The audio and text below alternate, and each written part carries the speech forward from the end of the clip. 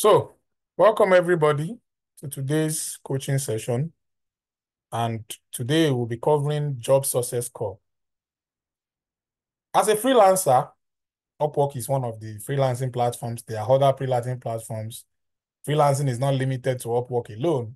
I just like to use them as my case study.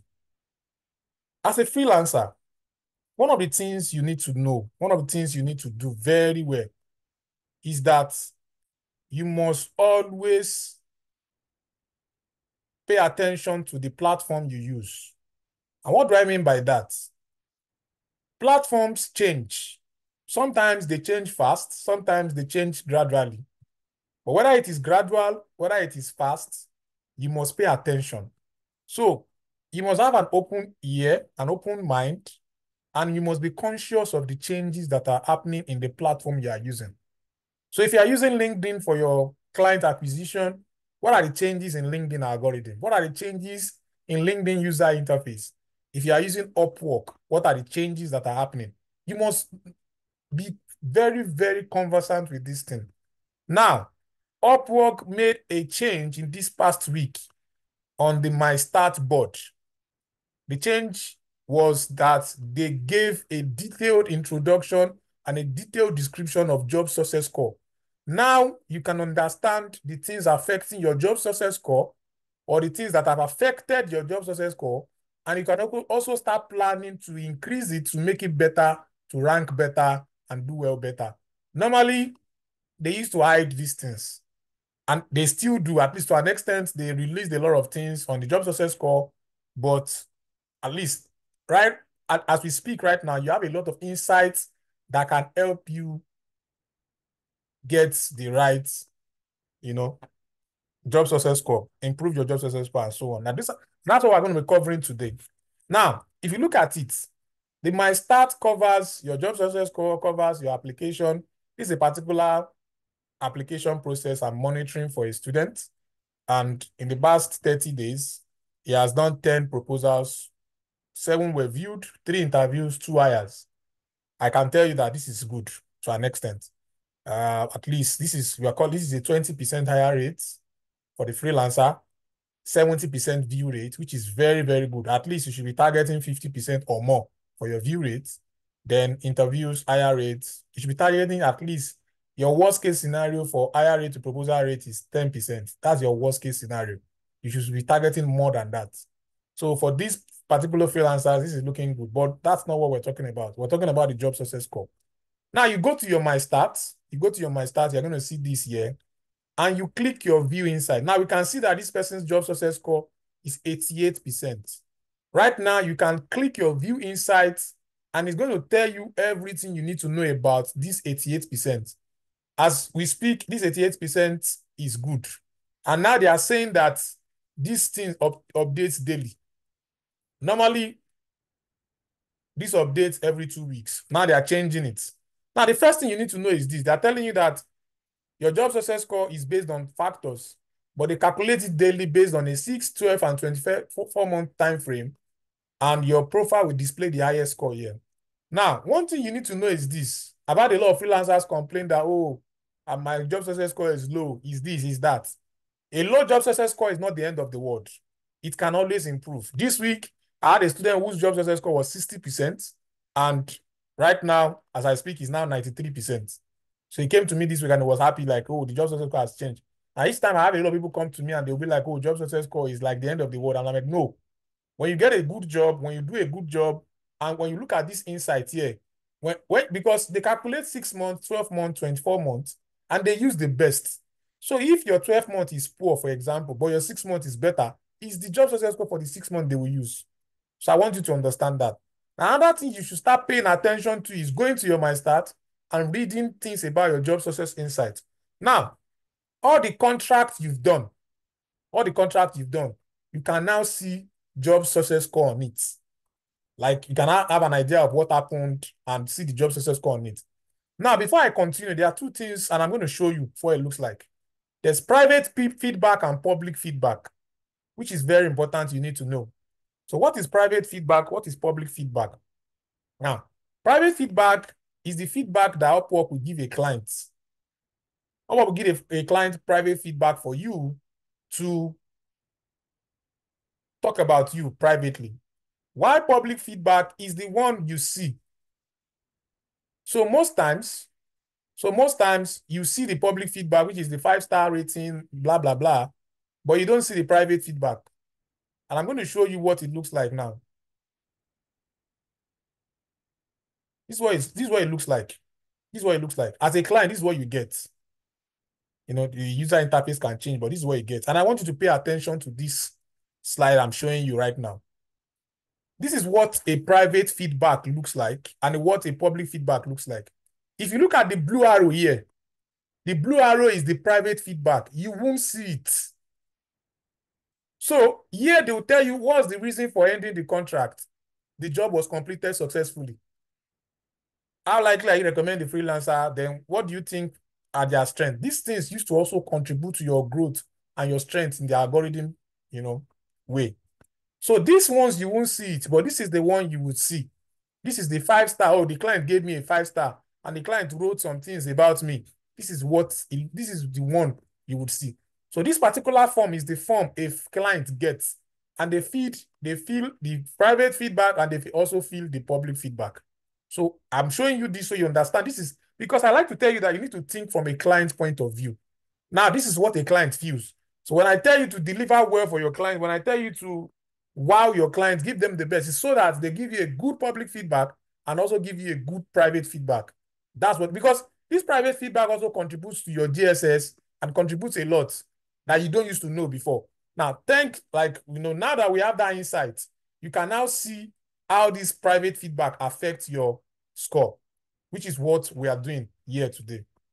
Now, so the first thing they said is this: what are the requirements and factors that impact your score? Now, as I said, you can go back to your own account and check these things for yourself.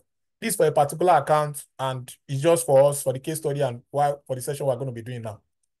How do you maintain a score? They said for you to maintain a score, you need to have 2 eligible jobs in the last 24 months. 24 months is 2 years. So they say you must have worked with 2 clients, completed 2 jobs for 2 clients in 2 years. When you do that, you get a job success score. So for those of you that will be like, oh, when will I get my job success score? When will my JSS start? These are the things you need to see. So you can go to your stats, go to your insight, JSS insight, and you can see it. Now, scrolling down, look at this job success score. Look at the recent jobs of this particular freelancer.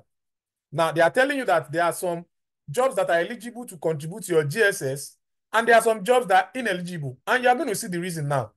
Now, anytime you see Mark, so this is Mark, this is a long-term relationship because the job is long. So they are telling you that the longer job, and we are still going to talk about it because they mentioned a lot of factors that contribute to job success score. Now, but let's just talk about them briefly. Now, when you have a long-term relationship with a particular client, it improves your job success score. Then when you have a good client satisfaction, so this is a good client satisfaction. Now, this client satisfaction is from private feedback. Now, this is what I want. That's why when I showed you that private and public, this particular client satisfaction is from private feedback. This 5-star rating is the public feedback. Great to work with. I highly recommend. This was last week. See, last week or upper week. Yeah, last week plus. This just recently. Now, so you can see other jobs. Now, I want to show you another one. This one too, same thing. Responsive to the project task, client satisfaction, and public feedback. I want to now show you a particular one. This client satisfaction was this. What happened here? This client called for a refund. The client called for a refund. That's why you can see there's a it's not in color, but as you can see, there's a mark that says this client was not satisfied. These things affect your job success score. Now, if you scroll down, this particular client satisfaction, also here, higher earnings. So look at things. That means that they are saying that the money, if you can earn more, and I'm going to show you, they did the breakdown on the inside. If you earn more per contract, you also get, so you can look at this. If you look at this particular job now, it's like double client satisfaction and higher earnings than public feedback. So these are things. So these are the jobs that are eligible to job success score. Now, these are ineligible jobs for the job success score. Why is this one ineligible? Because the job had no feedback. So it's excluded for your job from JSS. Yeah, it had no feedback. So this one too had no feedback. It's excluded from JSS. So what does this tell you? This job is a job in progress. Okay, the job had ended.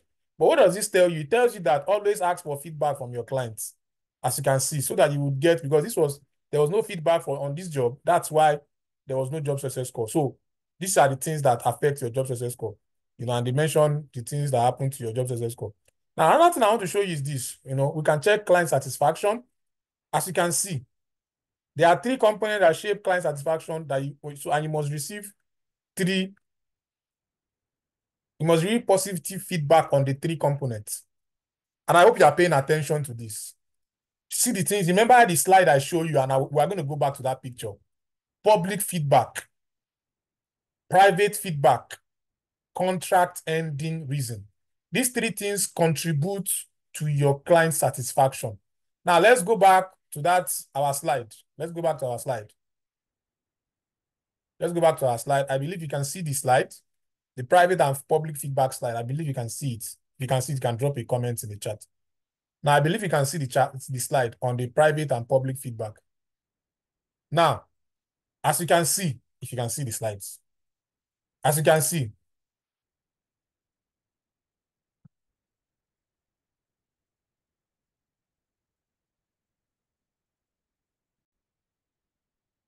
if you look at this private feedback, reason for ending contracts, how likely are you to recommend this freelancer? So this is the private feedback section, which contains the reason for ending contract, job was completed successfully. There are other reasons that can be there too. Maybe the client asked for a refund, freelancer did a poor job. There are also other reasons there. This is just one of the reasons. There are about 5, 6 reasons, if I can remember. So this is just one of the reasons. But this is the one that says job was completed successfully. This is the good one. Now, the other reasons will contribute to your job success score in the bad way. How likely are you also, this is also the private feedback they're talking about. Extremely likely, how likely are you to recommend this freelancer to a friend? That's why when you do a good job, a client will, tell you that, yes, they recommend you. What do you think are their strengths? This is optional. They don't have to feel this. But this major one contributes to your private and this other one too. Now let's go back to our main slide. If you can follow it, you can follow everything I've been saying. If you look at the client satisfaction on this slide, you realize that it says public feedback, private feedback, and contract ending season, which I've showed you what it looks like in a client's end. So these are the things that contribute to a client satisfaction. And you can check your recent jobs, and you can see the ones where your clients were satisfied, and the ones where your client was not satisfied. So that gives you an idea of, you can remember what happened between you and the client. And it also helps you for future, for future job success score. Then, when you talk about long-term relationship, they are telling you that when you are working for a client and is 90 plus days, and there's a relationship between you and the job is ongoing, then they are telling you that long-term relationships are always rewarded. So if you look at this particular job, for example, you realize that this job falls under long-term relationship because this job has been opened since December. But you have to be very, very careful. Job is in progress, but you have to be very, very careful and ensure that at least there's, money is flowing. So this is long-term relationship, and they've explained what it means. So you should be, and they are telling you that it can be rewarded in place of positive feedback. What are they trying to say? This particular long-term relationship has no feedback. So there's no feedback here, in the sense that the client did not drop any feedback. But this long-term relationship here is also contributing to a positive JSS. So I hope you are following. Now, this is stats for long-term relationship. Now, another factor is higher earnings. So they are telling you that jobs with higher earnings have a bigger impact on your job success score. So if you meet the client expectation, and it can also amplify a negative impact. So they are telling you that normally a $1 is $1. But when you start making $251 plus, it becomes 1.25. When you start making $1,001 plus, it means that for every $1,001, it's as if you are doing 1.5 jobs. So they are telling you that this is the way it impacts your earnings. So if we scroll down to this particular higher earning, It looks like it's 253. Imagine it just he beats he beats the mark by just $2. But that's why you can see this particular job. This particular job is having that particular job is having higher earnings just because it's $253 end here. So the next thing we check, or the next thing to talk about, is contract length. So contract length too. A single contract length with a payment every 90 days is considered an extra job. So if you are working with a client and the client is paying you regularly and you are working together, so it's going to contribute for a longer term relationship. That's 90 days plus. You're also going to contribute for a contract, like, contract end. As you can see, they gave an example here. And let's say you've worked with this client and it's 270 days. 270 days about less than 9 months. So let's say you work with this client for like less than 9 months and you are getting paid regularly. They're telling you that this particular contract is considered as 3 jobs. It is going to be contributed. So you can be working with one client, but because you guys have a long-term relationship and because you guys have a long contract, and it's going to be, at least it's going to be giving you more, contributing to your JSS more. So that's what they're trying to say here. Then they also listed ineligible jobs. Jobs with no earnings, jobs with no feedback, or jobs that has the feedback removed, they don't contribute. So that's what ineligible jobs is. So when you work with a client and you're not getting feedback, these particular 2 jobs now, this one does not have earnings. That's why it's ineligible. And it's also, then this one with no feedback is also ineligible. So yeah, these are the things you need to know about JSS. And that's what, for now, that's what you should know. Now, the point I want to make is this. The task I'm giving you is this. You should go to your account, go to your My Stats, then go to your JSS Insights and do a background check on your own. Do a background check on your own insights. It gives you an idea of what you've done so far and what you can do better. So that's the task I'm giving you after today's session. So go to your JSS, go to your View Insights, and from there, check what has been happening with the jobs you've completed and learn how your JSS score was calculated and see how you can do better in subsequent jobs. And this is just basic. Now, there's a video also that you can watch. So you can click on the video and watch the video. And the video also shows you, the video explains JSS. So you can go to the video, watch the video. It also gives you, just in less than 2 minutes, gives you an understanding of what JSS is. So you should also do that, and read everything here. So it gives you, so if you start saying, when people say, my JSS, now you have an insight that can guide you on JSS score, and you have everything you need to improve your JSS score. So I hope you guys learned from this session.